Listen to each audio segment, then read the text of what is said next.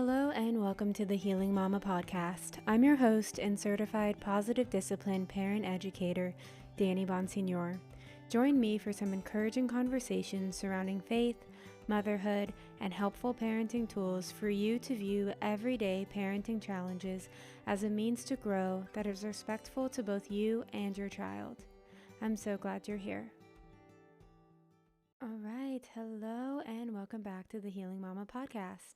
You have no idea how grateful I am to be back and learning to adjust to life doing what I love while also being a mom to my two precious girls. I am definitely in a season where God is humbling me in more ways than one, and I am so grateful for this and just the perspective that allows me to see all of my current challenges as opportunities to grow. I'm actually reading a really great book at the moment by Gary Thomas called Sacred Parenting, and it talks about parenting being one of the most spiritually formative journeys we will ever experience. And I think the part that can often be forgotten is that as much as our children need us to raise them, we need to raise them. Raising your child should and will change you. The journey you embark on as you care for them, raising them, training them, loving them will change you, and if you accept that, it can change you in all of the best ways. I personally am truly grateful for this reminder and perspective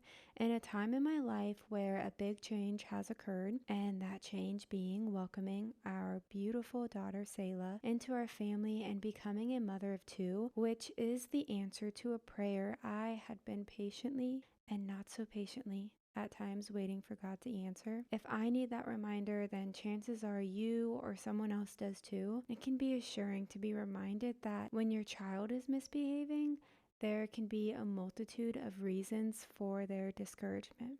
Maybe it's diet related, excessive screen time, not enough time for free play. We know that a misbehaving child is a discouraged child, and we also know that a misbehaving adult is a discouraged adult. I know that it can feel hard to encourage someone else when you yourself are not feeling encouraged, but God wants to help us in these moments. He wants you to lean on Him and ask for help. He wants to help guide you through these moments until you learn to respond instead of react. Let Him help you find peace so that you can give peace to your child. You cannot give what you do not have, and it is both humbling and refreshing to seek God's help. There have been too many days for me to count in the last couple of months where I have just cried and pleaded for God to help me. In my desperation, my daughter was watching me. I have a 4-year-old daughter named Lorelai, if you're new here. And she was watching me and learning from me. I heard her playing with her toys and struggling with something. And she said, "God, help me. Amen." And I thought two things. The first being, wow, this little girl just inspired me to ask for God's help boldly. And also, she's always listening and watching me. I could shame myself for not doing everything right, or I can accept that this is part of what my daughter needs to see in becoming who God created her to be. It's not always what our children see, but what we do with it that will mark them. So yes, this season of learning how to be a mom of two is challenging, and it's new and unfamiliar, and I definitely mess up more than I get it right. But I always tell my daughter that I'm learning, that I need grace, that I need patience, that I need to pray for God's help and guidance, and I can only hope that this is what she remembers from this season of her childhood, also with the fact that she got her first best little friend and a sister. Another way I can think to explain this is the fact that I have a tendency to be late to things. Maybe you do too. I don't know. But it's where I'm at in life, and I'm not saying that I enjoy being late or that it's something that I want to model to my daughters, but I also understand that how I behave when we are late is what my daughters will remember. I try and remember that our mood matters more than being late. I'd rather be late and feel good than be both late and feel upset because of the atmosphere that I created in my home. If we are going to be late, I'll say something like, "We are late, but everything will work out as it should." Or, "We are late and your class already started, so you'll probably miss XYZ, but I know you'll be okay." And now, after saying this for the better part of my 4-year-old's life, when I say we're going to be late, she usually finishes it with, "It'll be okay, Mom." I do think being on time is important, and I am trying to make more of an effort to be on time. And so now I might say something like, "We have 2 hours before we need to leave. I'd like to get ready now so that we can be on time," which is a goal of mine this year, and I will say we've been doing a lot better. I'm learning the key is to actually start getting ready when I feel like I have so much time. So if I'm like, "Oh, we don't have to leave for 2 more hours," that means get ready now, because then you might leave right on time. I want to share a couple of things that I started doing last year that I am really excited to continue this year, and it just being kind of the norm. So one of those is praying instead of complaining or stressing. When I feel myself getting anxious about something that has happened or is to come, I will in my head say stop, and instead I'll pray and then take a deep breath and release it, because I've given it to God and He has already handled it. It's not mine to worry about anymore. Sometimes I have to do this a few times, depending on the situation. Make it a habit of bringing things to God before you bring them to other people, and encouraging others to take it to God before they bring it to you. It's easy to get caught up in gossiping and just repeating things that really don't bring any good. And so just make it a habit for the people that speak to you to know that you're going to ask them if they've brought it to God before they bring it to you. Because we are not God. We are not meant to carry all of the burdens of everybody else. It kind of weighs on us because, like I said, we're not God. Something I love to say in my home is, "I want to hear what you have to say, but only after you've spoken to God about it," encouraging my family to always seek God first. My main goal this year is getting to know my God better and strengthening my relationship with Him. Can I just say that I am so grateful to serve a God who loves me enough to humble me, a God who challenges me and holds me to a high standard. I know that if my focus is on strengthening the most important relationship in my life, then everything else will be as it should. God knows our heart, and He knows what we want, and more importantly, what we need, and that will always be better than anything we could imagine. This is also the year I find out the value in spending small increments of time on something over a long period of time to maximize the use of my time, to get more done and not feel so burnt out. As a stay-at-home mom who also works, sometimes the day can get the best of me, and before I know it, one day has turned into several, and I never made the time to do what I needed to do. It's easy to plan to do something, and then a growth challenge occurs, and you forget. And it can be exhausting being pulled in multiple directions, and at the end of that day, you're just tired. The only thing you want to do is nothing at all. You might want to go to sleep. You might want to do something that just kind of doesn't require you to think. I'm trying to find another way, by the way, to say meltdown or struggle, which is why I said growth challenge, but I'm thinking about that. If we start calling them learning opportunities or growth challenges, then we will see it as that. I was re-listening to Positive Discipline for preschoolers because I could use some refreshing. As I said, I am being humbled in this season. And the quote, "If you want to understand the fruit, look at the tree," really resonated with me for a lot of reasons. But I was just reminded how important it is to make sure as parents we are taking care of ourselves and showing up for ourselves so that we can take care of and show up for our children. It's easy to let being a mom be your excuse to not prioritize yourself. I'm not sure if I believe you can have truly happy children if you are not truly happy yourself. Children are so in tune, and though they might not be able to understand the specifics, they do know when something is amiss. Making sure you are spending time with God every day, being open to and accepting the things and circumstances He is using for you to grow, being humble and admitting that you can't do it all by yourself. I don't believe that you are the exact parent your child needs just as you are. God entrusts us with these beautiful and challenging tiny humans that we are meant to guide, yes, but also they are meant to teach us as well. The parent your child needs is one that is open to receiving the lessons that your child is meant to teach you. The parent your child needs is the one who is willing to soften the parts of you that need softening and strengthen the parts of you that need strengthening.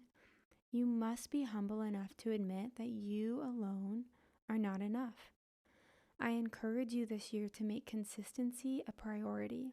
Being consistent in spending time with God, being consistent with yourself and with your children, pausing before you speak so that you can make sure you mean what you are about to say. I wanted to just give a few quick and easy tips for some common situations you might be experiencing. Maybe your goal this year is to yell less. Maybe it's a way to handle the teaching for you moments in parenthood in a way that leaves you feeling proud of yourself. The opposite of shame is actually self-compassion. It's so sad to me how many of us mothers turn to shame, shaming ourselves or how we've handled moments in parenting with this idea that we are supposed to just know how to do something we've never done before. And for some reason, we expect that we should just do it well, which now is laughable to me because I've learned to be compassionate towards myself and to find the goodness that comes with learning from my mistake. There's only one who is perfect, and it's not you, it's not me, it's God. Just because you made a mistake does not mean that you deserve to feel shame for not being perfect. It's hard to learn from a situation when you are used to making yourself feel bad for making a mistake. So let's talk about a few ways to handle some common situations, and please, if you haven't, make sure you hit that follow button so that we can continue growing all year long as I continue giving encouraging conversation and free parenting tools for everyday parenting challenges. I do want to mention that positive discipline is evidence-based and is not one size fits all. Every child and every parent-child relationship is unique to you. So if you're new here, try listening with an open mind. Many of us were given tools for punishment and not encouragement.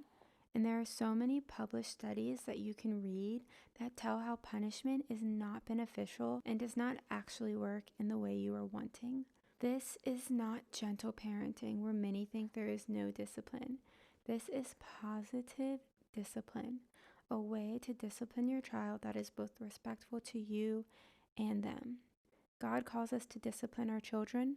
We are all born with a sinful nature and we need to learn right from wrong, but how we do that matters so much.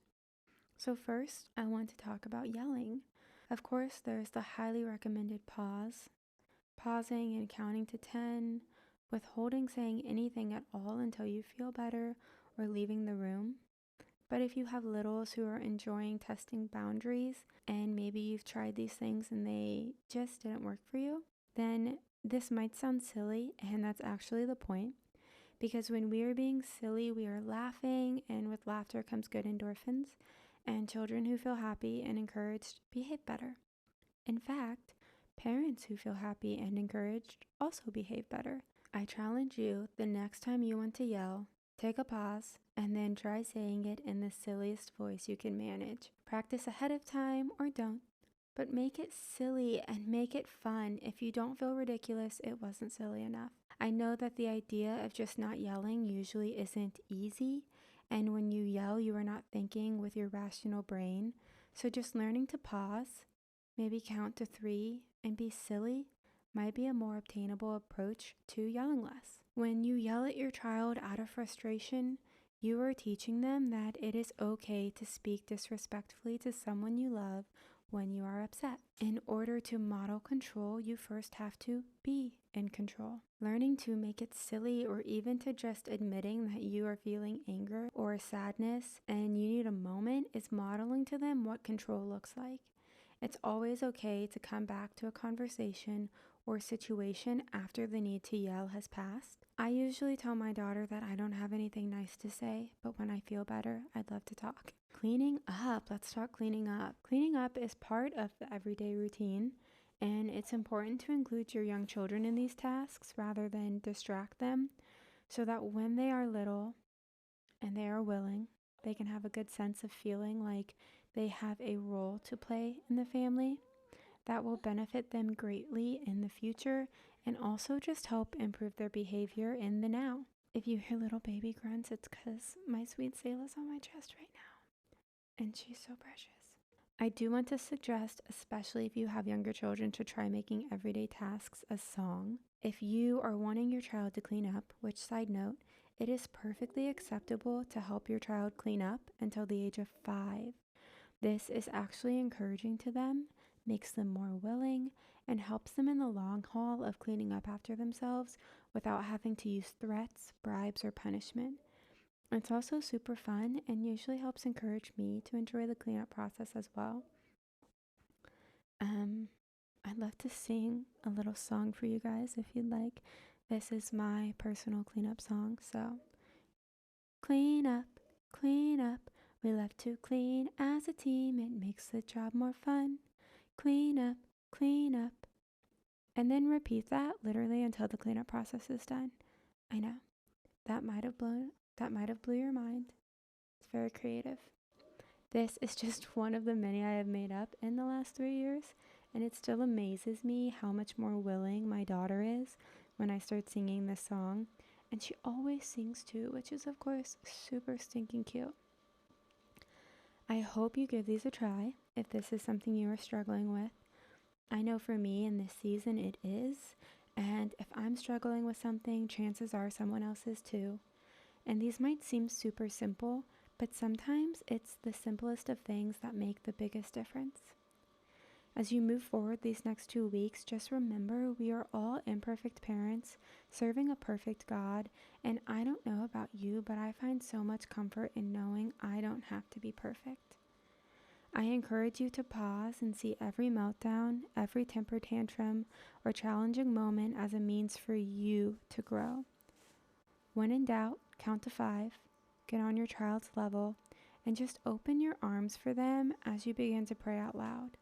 Hugs and prayer always help us feel better. If you would do me the favor of sharing your favorite episodes from the Healing Mama podcast with friends and family, I would really appreciate that. Helping parents and providing tools to handle situations in a respectful way that ultimately strengthens their relationship with their child is something I believe God intended for me to do.